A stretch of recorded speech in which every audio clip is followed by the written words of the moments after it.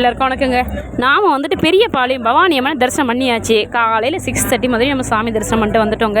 பார்த்த பிறகு அதுக்கப்புறம் நம்ம பிள்ளைங்களை கூப்பிட்டு நம்ம காட்டுச்செல்லியம்மன் பக்கத்தில் இருக்காங்க, அவங்கள போய் தரிசனம் பண்ணல. இவ்வளோ தூரம் வந்துட்டோம், பக்கத்தில் போயிட்டு பார்த்துட்டு வரலான்னு சொல்லிட்டு கிளம்பிட்டோம். இன்றைக்கி வந்து ஆடி மாதம் கடைசி வெள்ளிக்கிழமை, அதனால் இன்றைக்கி போய் நம்ம பார்க்கலான்னு சொல்லிட்டு கிளம்பியாச்சு. ரொம்ப சந்தோஷமாக இருந்ததுங்க இந்த ட்ரிப்பு. ஏன்னா கூட்டம் வந்து காலையில் போனதால அவ்வளோ கூட்டம் கிடையாது. நாங்கள் க்யூவில் நின்று ஒரு 1/2 hourலேயே சாமி தரிசனம் பண்ணிட்டோம். அதனால் இன்றைக்கி பார்த்து ரொம்ப சந்தோஷமாக இருந்துச்சு. பவானி அம்மனை தரிசனம் பண்ணது, பொங்கல்லாம் வச்சுட்டு எல்லாம் முடிச்சிட்டோம். அதுக்கப்புறம் வந்துட்டு நாங்கள் இப்போ காட்டுச்செல்லியம்மன் பார்க்க போயிட்டுருக்கோங்க. ரொம்ப நல்லா இருக்குங்க. ஃபுல்லாக காடு. இங்கே பஸ் வசதிங்கிறது ரொம்ப கம்மிங்க. நான் லாஸ்ட் டைம் வந்துட்டு தனியாக டூர் வந்தப்போ வந்திருக்கேன். இப்போ வந்து இங்கே பிள்ளைங்களோட கூப்பிட்டு வரலான்னு சொல்லிட்டு பிள்ளைங்களாம் வந்ததுனால சரி பக்கத்தில் இவ்வளோ தூரம் வந்துட்டு பார்த்துட்டு போகலான்னு சொல்லிட்டு நாம் வந்து காட்டுச்செல்லியம்மன் தரிசனம் பண்ண போயாச்சுங்க. அங்கே போனால் ரொம்ப அற்புதமாக இருந்துச்சுங்க. கோயில் கிடையாது, சுற்றி வந்துட்டு ஒரு அழகான கொடிகள் பின்னிருக்குங்க. அந்த கொடிகளுக்குள்ளவே இந்த அம்மா வந்து வச்சுருக்காங்க. இது உண்மையாகவே இயற்கையாகவே வந்து இயற்கைக்கு பெரிய நன்றி சொல்லணும். கடவுள் அப்படி அனுகிரகத்தில் அந்த இடம் அவ்வளோ அழகாக இருந்துச்சு.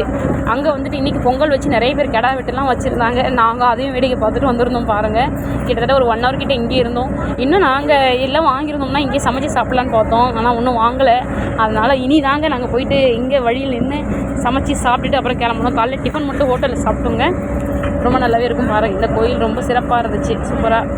நீங்கள் இந்த பக்கம் பெரியபாளையம் சைடு வரீங்கன்னா கண்டிப்பாக வந்துட்டு இங்கே வந்து செங்கரை, பெரியபாளையம் பக்கத்தில் செங்கரைங்கிற இந்த கிராமத்துக்கிட்ட இருக்குங்க இந்த கோயில், காட்டுச்செல்லியம்மன் கோயில். நீங்கள் வந்தீங்கன்னா கண்டிப்பாக வந்து இந்த அம்மனை தரிசனம் பண்ணிட்டு போங்க, ரொம்ப அழகாக இருக்குங்க. எங்கள் பிள்ளைங்க எல்லாம் வேனை விட்டு எல்லாம் ஒவ்வொருத்தரையும் இறங்க ஆரம்பிச்சிட்டாங்க. எல்லாத்துக்கும் ஒரே ஆட்டம் பாட்டம்னு ரொம்ப டயர்ட் ஆகிட்டாங்க. ஒரு வழியாக இறங்கி நம்ம கோயில்கிட்ட போகலாமுங்க.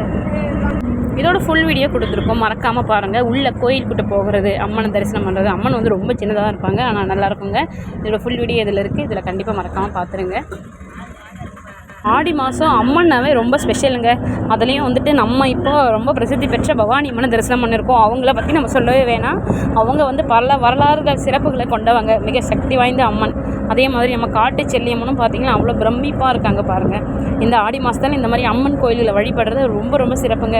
நாங்கள் ரொம்ப நாளாக வந்து பெரியபாளையம் பிளான் பண்ணிகிட்டே இருந்தோம். எங்களுக்கு இந்த வருஷம் தான் அந்த அம்மா வந்து எங்களுக்கு அனுமதி கொடுத்தாங்கன்னு நினைக்கிறேன். நாங்கள் பிள்ளைங்களோட வரணும்னு சொல்லிட்டு வந்திருக்கோம். நாங்கள் எங்கள் சிங்கிள் ஃபேமிலி தான் வந்திருக்கோம்.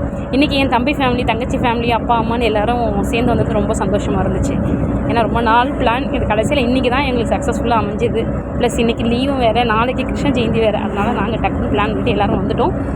இந்த கோயில் பாருங்கள், காட்டுச்செல்லியம்மனும் ரொம்ப அழகாக இருக்காங்க. இன்றைக்கி வெள்ளிக்கிழமை நம்ம காட்டுச்செல்லியம்மன் தரிசனம் பண்ணது மிக சிறப்புகளாக இருந்துச்சுங்க, நல்லா இருந்தது.